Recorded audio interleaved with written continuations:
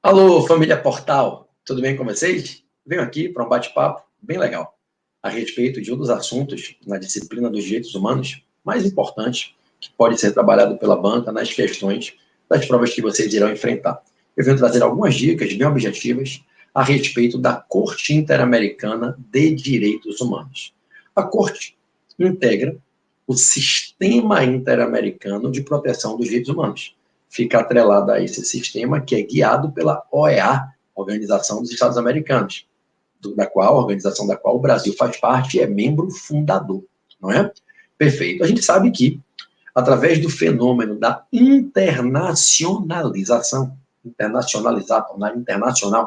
através do fenômeno da internacionalização, da busca de proteção, internacionalização da tutela, da integridade dos direitos humanos das pessoas da humanidade, surgiram sistemas internacionais que unem diferentes estados soberanos, diferentes países e diferentes povos na busca da proteção aos direitos humanos.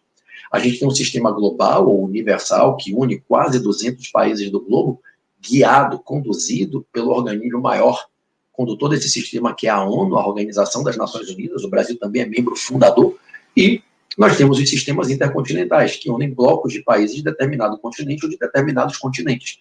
Destacam-se 3 grandes sistemas intercontinentais, o africano, o europeu e o interamericano, que une países da América do Sul, América Central, dos povos do Caribe e da América do Norte. Bom, dentro desse sistema há uma corte, um tribunal, que no nosso caso é a Corte Interamericana. E a banca pode elaborar uma questão indagando a você o que você sabe sobre essa importante corte, que na órbita do sistema interamericano julga conflitos envolvendo supostas agressões, supostas violações da integridade de direitos humanos, né? Crimes contra a integridade de direitos humanos, situações ocorridas na esfera territorial dos países que são parte desse sistema. A corte julga acusações contra esses países quando se acusa um deles de não ter impedido no seu território a consumação de uma conduta atentatória, um crime contra pessoas, vitimando-as, né, lesando a integridade dos seus direitos humanos. E a banca pode perguntar sobre essa importante corte. A Corte Interamericana, primeiro ponto, você tem que saber. A natureza jurídica dela é de instituição judiciária autônoma. A Corte tem por natureza jurídica ser uma instituição judiciária autônoma, íncita no sistema internacional interamericano de proteção dos direitos humanos. A Corte Interamericana é uma instituição judiciária autônoma, então ela não pertence a nenhum país, ela é insta no sistema internacional interamericano de proteção dos direitos humanos. A Corte Interamericana pertence ao Poder Judiciário de algum país? Não, ela é autônoma, é independente. Ela não pertence ao Poder Judiciário dos Estados Unidos, nem do Brasil, nem da Argentina, ela é autônoma. Então, a Corte Interamericana de Direitos Humanos, ela é uma instituição judiciária autônoma, íncita na órbita do Sistema Internacional Interamericano de Proteção aos Direitos Humanos. Qual é o objetivo da Corte? Bom, o seu próprio estatuto afirma no artigo 1º que o objetivo da Corte é interpretar e aplicar a Convenção Interamericana sobre Direitos Humanos. Então, o objetivo da Corte, descrito no próprio estatuto, é interpretar e aplicar as normas da Convenção. A Convenção Interamericana de Direitos Humanos é o documento maior, é o estatuto normativo maior que conduz a relação entre os países nesse sistema interamericano de proteção dos direitos humanos. Então, o objetivo, se cai na tua prova, da Corte Interamericana de Direitos Humanos é interpretar e aplicar as normas da Convenção Interamericana. Apesar de ter, por natureza jurídica, a de ser uma instituição judiciária autônoma, a Corte atua não apenas no exercício da função jurisdicional, ela atua também no exercício da função consultiva. Os países podem fazer consultas à Corte, buscando orientações sobre procedimentos, comportamentos adequados ou inadequados, né, políticas a serem seguidas diante da interpretação da Convenção, porque a função da Corte não é apenas a de julgar. O objetivo dela é interpretar e aplicar as normas da Convenção Interamericana. Então, ela pode orientar os países, autoridades públicas, a própria sociedade, né, a comunidade de pessoas, né, nos países que integram esse sistema interamericano a como agir. Então, a Corte, pode anotar no teu caderno aí, ela exerce tanto a função jurisdicional como a função consultiva. Existe, inclusive, previsão expressa para isso, lá no artigo 2º do Estatuto da Corte Interamericana. Ok? Bom, no que tange essa função jurisdicional, a Corte atua julgando acusações contra países. Cuidado. A jurisdição internacional protetiva dos direitos humanos exercida pela Corte não é para julgar pessoas. Pessoas que eventualmente cometam crimes atentando contra a integridade dos direitos humanos de outras, elas até podem ser julgadas na órbita dos sistemas internacionais de proteção de direitos humanos, mas não serão julgadas na Corte Interamericana.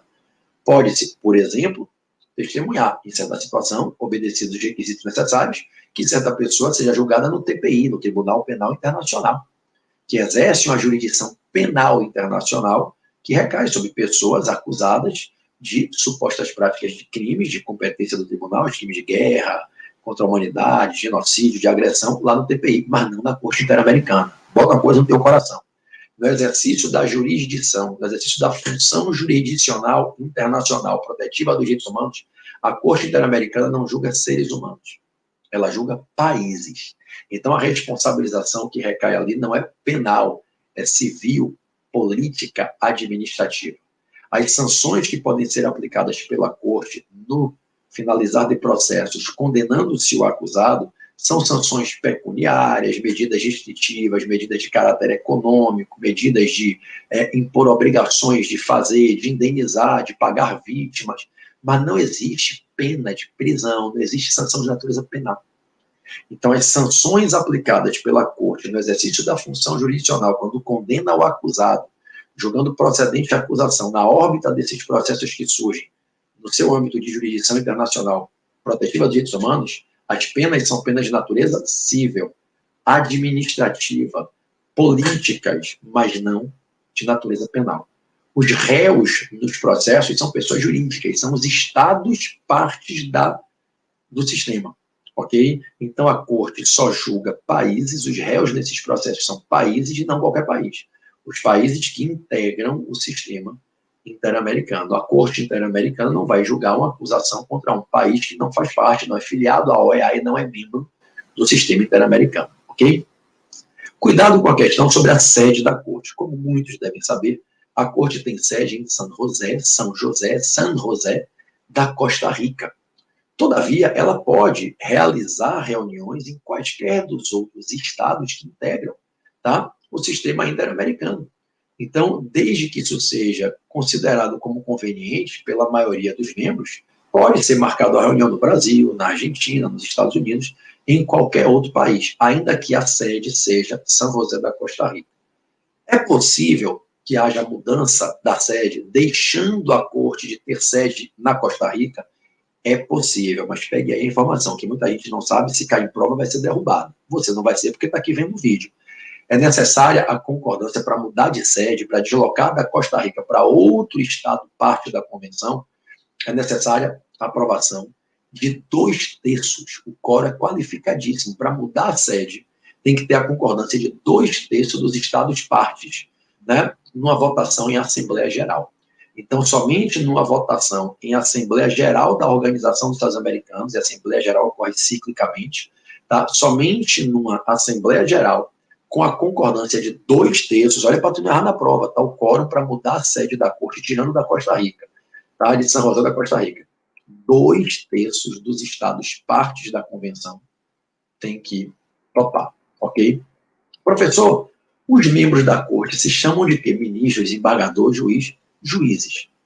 Juízes. A Corte é composta por 7 juízes. A nomenclatura juízes é utilizada, tá, o tempo inteiro pelo próprio, né, Estatuto da Corte, ok? Então, no artigo 4º, no artigo 5º, no artigo 6º, que cuida da composição da Corte, a Corte é formada por 7 juízes. Eu posso ter um juiz europeu na Corte? Jamais. Eles têm que ser nacionais dos Estados-membros. Tem que ser eleitos dentre juristas da maior envergadura, da maior capacidade jurídica, de profundo conhecimento sobre direito constitucional, direitos humanos, direito internacional, com a mais alta, como diz lá o Estatuto, autoridade ética, autoridade moral, que é a expressão que é usada lá no Estatuto, tá? E que sejam notoriamente reconhecidos como aptos a exercer uma função da mais alta envergadura, como julgar países em acusações por supostas, né, omissões, deixando-se configurar ali uma conduta, uma situação de crime, de violação de direitos humanos.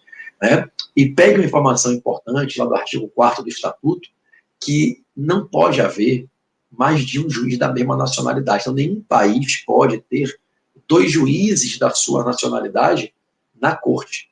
Então, é vedado que haja, dentre esses 7 juízes, 2 de mesma nacionalidade. Então, obrigatoriamente, são 7 juízes, cada um com uma nacionalidade diferente. Professor, quando esses juízes são eleitos, obedecendo às regras do processo eleitoral próprio para eleger esses juízes, eles são eleitos para quanto tempo? Um mandato de 6 anos, ok? 6 anos, admitindo-se uma única reeleição. Então, o juiz que é eleito, ele pode ser reeleito, ficando na corte como um dos 7 juízes por até 12 anos, se for reeleito. O mandato é de 6 anos, se admite uma reeleição. 7 são os membros da corte, cada um de uma nacionalidade diferente, ok? Ok, professor, se algum juiz precisar ser substituído pelo outro, o novo juiz adquire um novo mandato de 6 anos do zero? Não. Se ele entra para completar, fazer o chamado mandato tampão, ele não tem um mandato integral iniciado do zero. Ele vai assumir para completar aquele mandato que estava em exercício. Professor, encerrando-se o mandato de um determinado juiz, um novo juiz será eleito para assumir o lugar dele se não houver a reeleição daquele. Perfeito, sempre com nacionalidade diversa da nacionalidade daqueles outros 6 que ali ficam. Esse juiz, após eleito, em qualquer que seja a data do ano, ele só inicia o mandato dele em 1º de janeiro do ano seguinte. Então, se algum juiz encerrar o seu mandato em determinado momento do ano, eleger-se-á o novo juiz para substituí-lo, o qual terá o seu mandato iniciado em 1º de janeiro e concluído em 31 de dezembro do 6º ano, ok? Agora, preste atenção numa informação muito importante, tá certo? Se um determinado juiz estiver encerrando o seu mandato, mas tiver causas que ele está construindo as decisões, construindo as sentenças ainda não conclusas, ele, apesar de ter o seu mandato exaurido, ele continua conhecendo dos casos que estão sob a jurisdição dele. Olha que interessante. Para que não haja alteração, passando-se para um juiz que acaba de chegar, um processo que eventualmente já passou por toda a análise, a instrução, já caminha para uma conclusão. Então, o juiz, mesmo com o seu mandato exaurido, ele continua conhecendo das causas que ficaram sob a sua competência, sob o exercício da sua jurisdição. Tudo bem? Foram 13 minutos aqui de um rápido bate-papo, trazendo algumas questões importantes sobre a natureza da corte, a função, o objetivo da corte, interpretar e aplicar a Convenção Interamericana, as funções consultiva e jurisdicional, a sede, São José da Costa Rica, podendo ser alterada para outro lugar, se 2/3 dos Estados-partes em Assembleia Geral concordarem, e ainda que a sede fique mantida em São José da Costa Rica, pode ter, se for conveniente e oportuno, pela decisão da maioria dos membros, uma reunião convocada para outro país. A composição por 7 juízes, sempre de nacionalidades diferentes. Se algum não puder continuar o mandato, o outro assume, mas faz o mandato tampão completando e não iniciando do zero um novo mandato. Se ele assumiu em alguém que não concluiu o mandato, mas precisou sair antes da conclusão. Tá? 6 anos de prazo com possibilidade de uma única reeleição. Tudo bem, minha gente? Então, acho que ficou de bom tamanho algumas dicas rápidas sobre a estrutura da corte e a sua composição. Se você tiver interesse em aprofundar essas informações, o melhor caminho é você, na internet, pegar o Estatuto da Corte Interamericana e fazer uma rápida leitura dele, tá bom? É isso. Espero que vocês tenham gostado. Agradeço a todos. A gente vai se vendo por aqui no nosso Família Portal. Meu pedido é que, se você está gostando, gosta da qualidade dessas dicas, desses vídeos, curtinhos, 8, 10, 15, 20 minutos, alguns um pouquinho mais longos, como meia hora, mas nunca mais do que isso, não tem vídeos de 1 hora, 2 horas, vídeos rápidos como esse, não chegou nem a 15 minutos. Indique para os seus amigos que se inscrevam, você paga um valor muito simbólico, um valorzinho bom, para ter acesso a esse conteúdo que a gente faz com todo amor e carinho, todo dia eu gravo um conteúdo para vocês aqui, tá?